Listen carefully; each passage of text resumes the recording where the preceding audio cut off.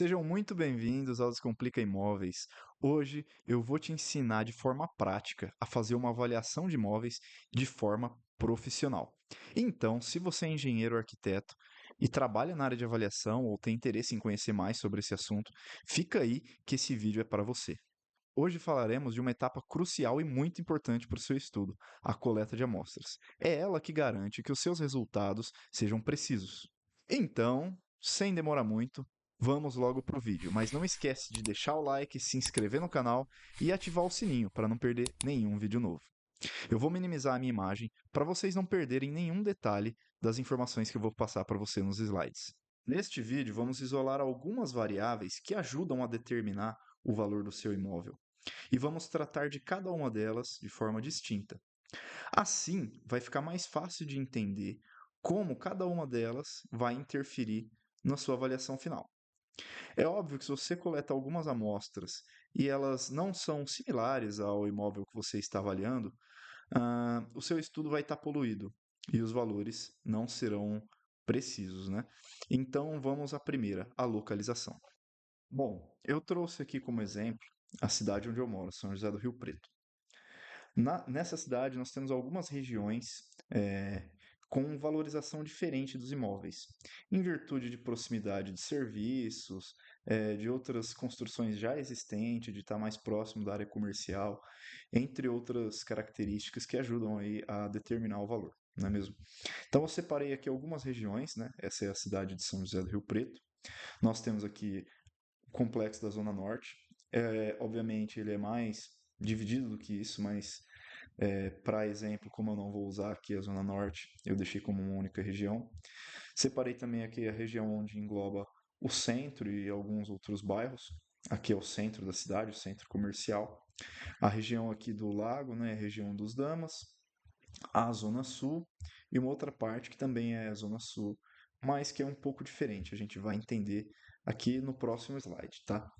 Então, obviamente, se eu vou coletar as amostras, eu não posso comparar essa amostra diretamente sem fazer nenhum tipo de equalização ou de depreciação. Eu não vou poder comparar um imóvel aqui na Zona Norte com a Zona Sul, pela localização, tá? Então, essa é a primeira coisa que a gente tem que analisar. O local, onde se situa o imóvel dentro de uma cidade. Em cidades menores, obviamente, você não vai ter uma variação tão grande. Em Rio Preto, a gente tem uma variação bem grande aí de valorização de imóvel pela região. Então, a gente vai analisar imóveis na Zona Sul, tá? É o próximo slide.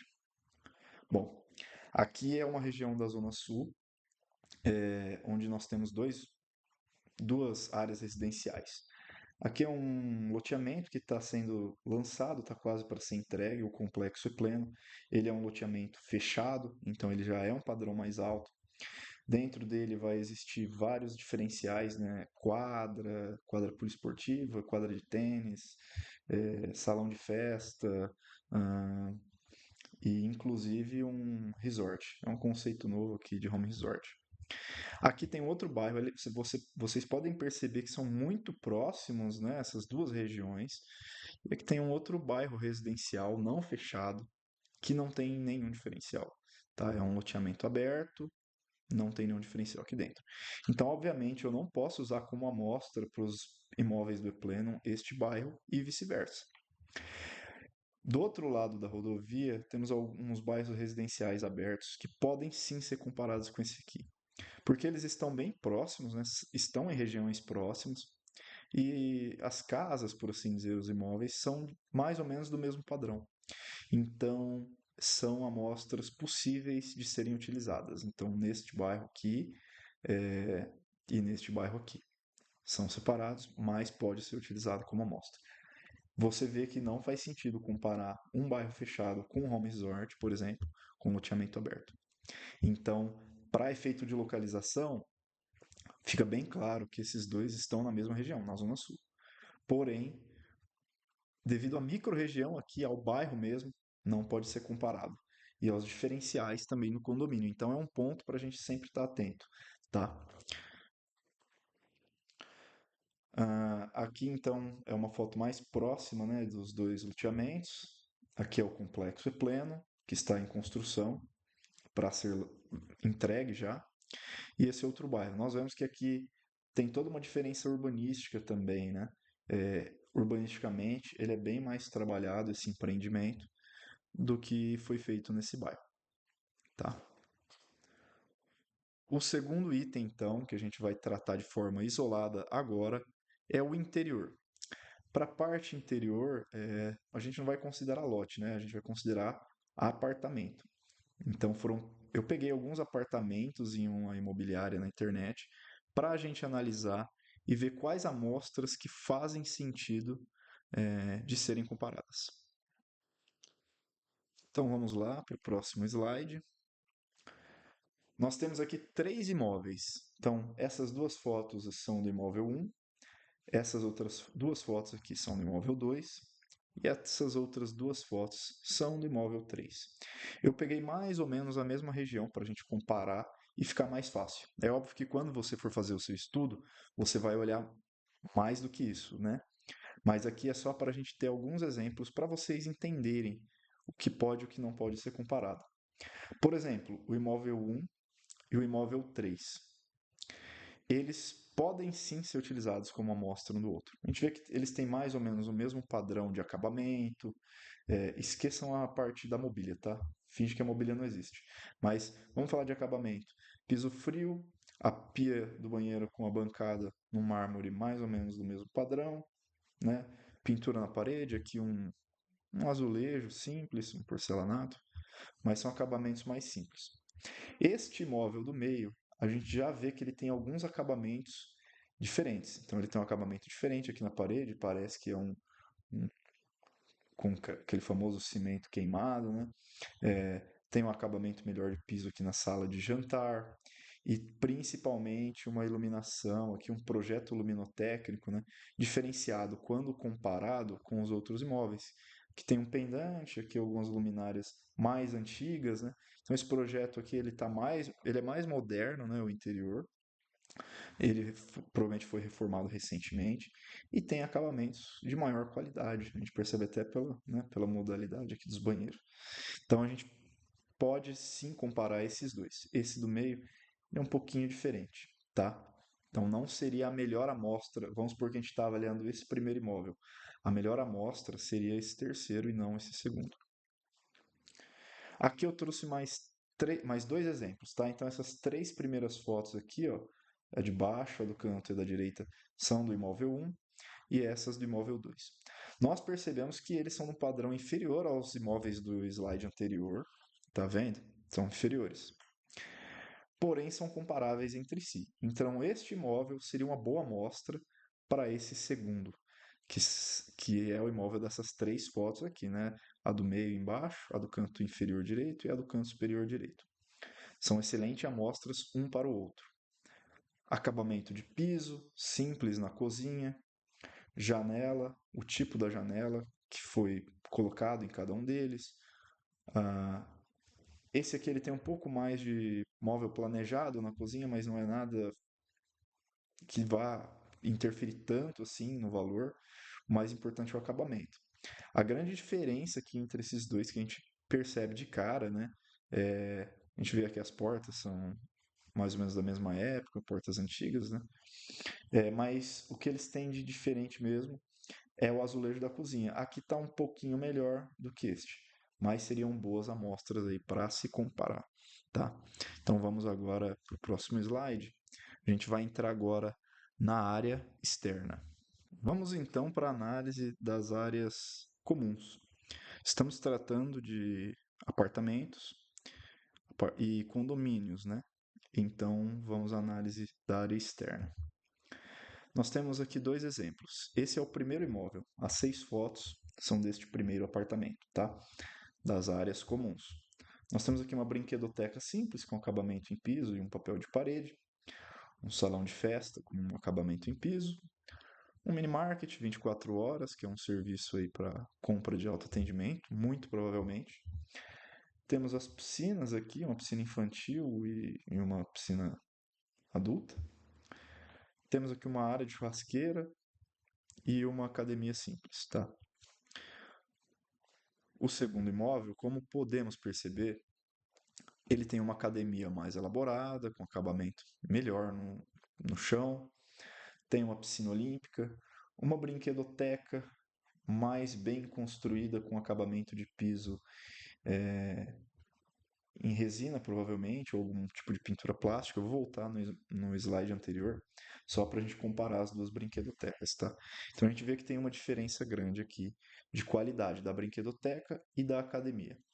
Além disso, tem umas piscinas aqui para lazer com tubo-água, uma área de brinquedo aqui, de parque externa para as crianças, um salão de jogos, tem até um cinema, uma quadra de tênis e uma quadra poliesportiva.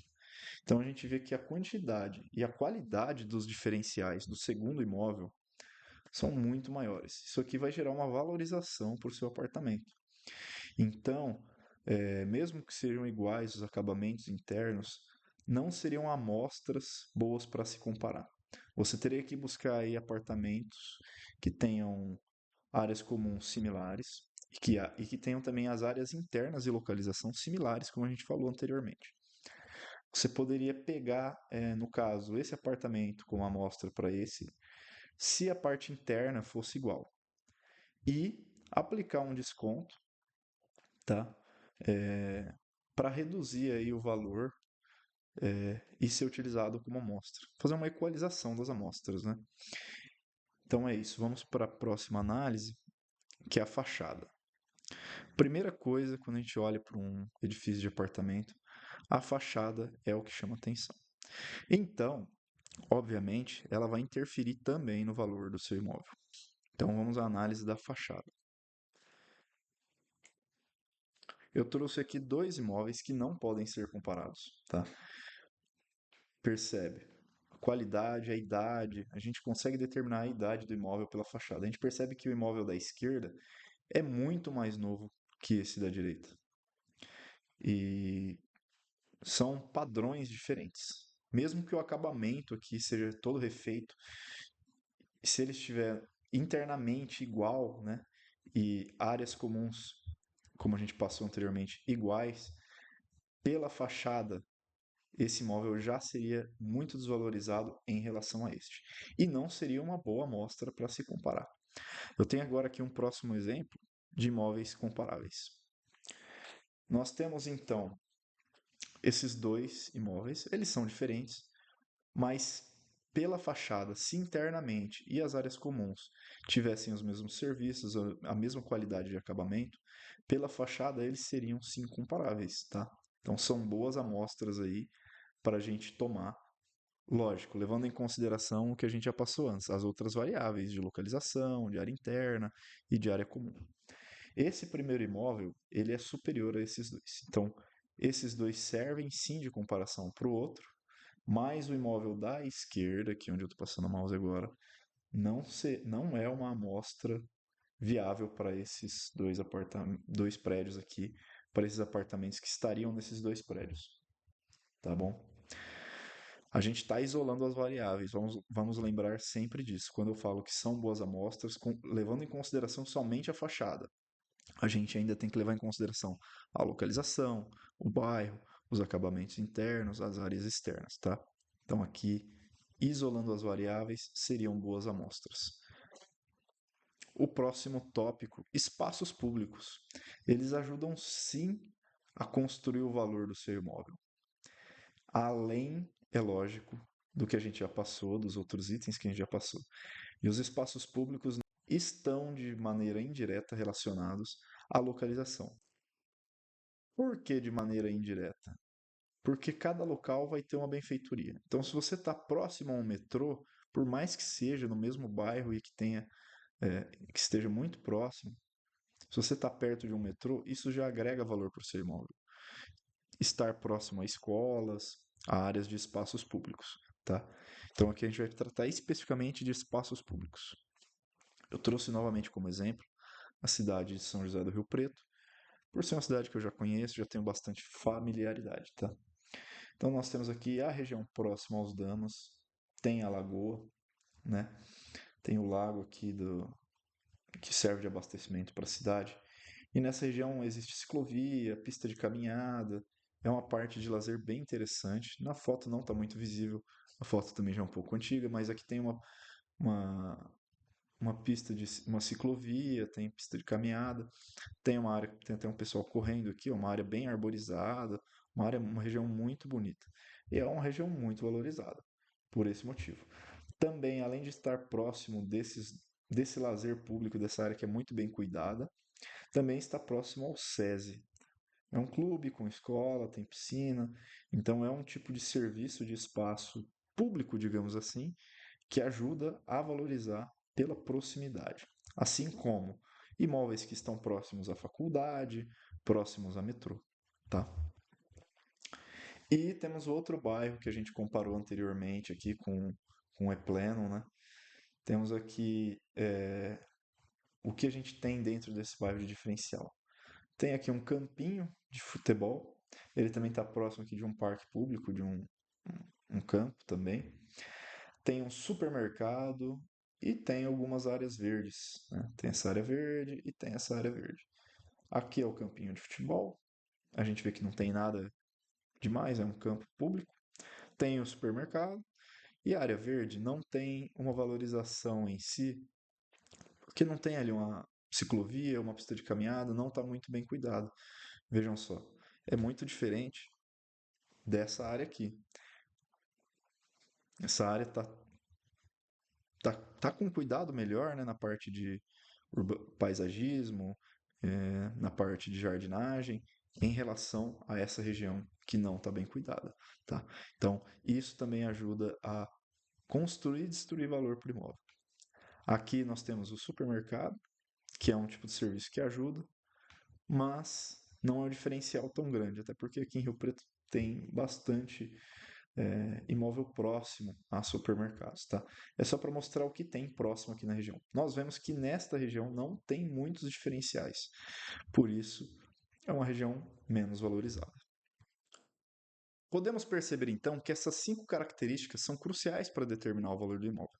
Se eu encontro um imóvel qualquer que tem essas características em comum com o imóvel que eu estou avaliando, esta é a minha amostra perfeita e é a que vai garantir que o meu estudo tenha a maior precisão possível.